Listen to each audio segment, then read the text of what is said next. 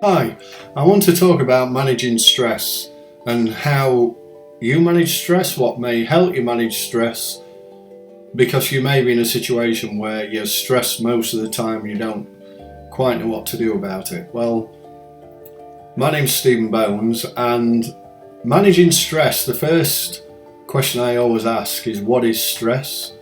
Is it an emotion? Is it a reaction? Is it a thought? Or is it a mix of all three? And if we want to manage stress, we need to understand what, why, and how it manifests. And hey, if you're listening to this and it doesn't resonate with you, well, there's no judgment, that's fine. But if you do listen to it, you get a calling for more information, that's perfect too. It's whatever your journey is, nobody's here to judge anybody. I'm just sharing this information and it may help you. You see, in my view, it's a mix of all three. They're all involved in the process and how the body processes what we call stress. For me, it sort of starts as an emotion, a reaction to an experience, and that's followed by lots of thoughts. In other words, we all sort of have an experience that can trigger the system, and usually that is fear that shows itself by maybe a nauseous feeling in the stomach area. And then after we get over the initial shock, then stress starts to come in, maybe thoughts that, oh, I can't do this, I don't want to do it, and the chest may get tight at that point, because we're running into fight or flight mode, or even freeze mode if we're really frightened. You may ask yourself, why do I feel this way? These thoughts are coming in. What did I say to that person? Why they were so rude to me? I got embarrassed because I felt such a fool of what I said in that moment. Or we may suffer from anger, and anger tends to be revolving around sadness within our system, possibly not being able to love ourselves and be happy with what we are or what we're about. And anxiety can then kick in, which is feeling low all the time, and for some people that can push them into depression. And guys, this is a really hugely deep subject. We can go down lots of rabbit holes, and I'm 2 years where I've been diving deep into this work, and I'm still learning, and my coaches are 16 years in and they're still learning. And the reason is because this is an ongoing process. Why is it? Well, the first thing that helps most when I'm coaching people is understanding who you are. Who are you? You know, like, hello, who's in there? Who are you actually in there? And I could share for over an hour just on this particular thing, but I'm asking you to accept, just as you accept gravity or magnetics, or even when you switch a light on and off. I just want to accept that you're a soul inside your body, or a spirit, whatever you want to call it. And the soul is inside a body, the you, and it's got a body attached to it with a mind that's like just a computer that has thoughts. And those thoughts come in because it's processed through the body, through whatever we hear and see. And the system processes information just by mainly sight and sound. And as it processes information, then you watch thoughts come into the system. But what tends to happen at that point is we get so used to allowing the thoughts to control us and how we're feeling. And if you can try and look through another lens, that the soul, i.e. you're just energy, and you're not your body, and you're not even your thoughts, you're not even your mind, but what you are is awareness. You see, you bring your soul into action, and stress, fear, anxiety and all that stuff are just thoughts and emotions that occur because we're operating from what we call our ego identification. And I'm just giving you a snapshot of this because it's very deep, but I'm trying to share something that might just get you curious and want to look for more.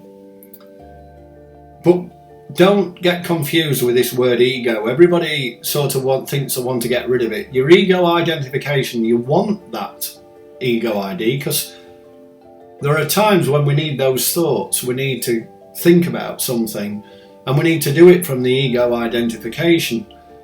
But ideally, we need to be operating from a more centered approach. From our awareness is really what I'm saying, rather than the logical ego identification mind, because that doesn't have any emotion. It only runs on logic, and that goes right back to the primitive times. And again, you need to trust me on this one. That's how we're conditioned. So the trick is then, how do we operate from awareness rather than allowing the ego identification to have more control than you, i.e. your soul, your spirit, whatever you want to call it. So let me just give you a bit of an example. If you take your left hand, and I'm going to ask you to relax, not effort, but just put your awareness on your left hand. And after a few seconds, you'll start to feel maybe a different sort of felt of sensation. Could be a tingling, could be heat, cool, funny feeling. Whatever it is, it's some different sort of felt sensation because you've put your awareness on that part all of a sudden. So you've taken it away from the thought and you've moved it to the hand. So what I really want to do now is I want you to move that awareness down to the elbow, along from the elbow to the shoulder, and then drop down into the heart. And take a deep breath and just keep your awareness on that heart. And play with this. And when you put your awareness on that heart, what you'll find is the thoughts quieten down. And that's a small share of how to start to operate from your awareness. So my advice for anybody is to, if you want to start a journey, if you're getting more curious about this, if you want to operate from a more centered, relaxed place, then I would advise you to meditate at least once a day, even if it's for a measly 5 minutes. Try and get into that routine every day. And if you can do it every day for 30 days for 5 minutes, that will become a habit, and a good new habit. And it really help you understand how to quiet that mind, and then you can start to work on your awareness. But at this moment, I would just suggest you meditate for 5 measly minutes a day. And then I'd suggest a book called The Untethered Soul by Michael Singer. And this guy's a real artist at being able to operate from his awareness by surrendering to the journey and not letting the ego identification run him. He had a spiritual awakening very early on, and he managed to catch the ego identification every time it began to run his system. He managed to catch it and then work on his awareness and run from the allowing. So I put a link in for The Untethered Soul. By all means, click on that and it'll take you to Amazon where you can buy the book. It's a fabulous book. It will help you on your journey. There's also a link to my website, which is stephenbones.com. If you really want some more information, please click on it, and it'll take, if you're on Facebook or LinkedIn, it'll take you to my YouTube channel, and then if you click the link, it'll take you off to my website.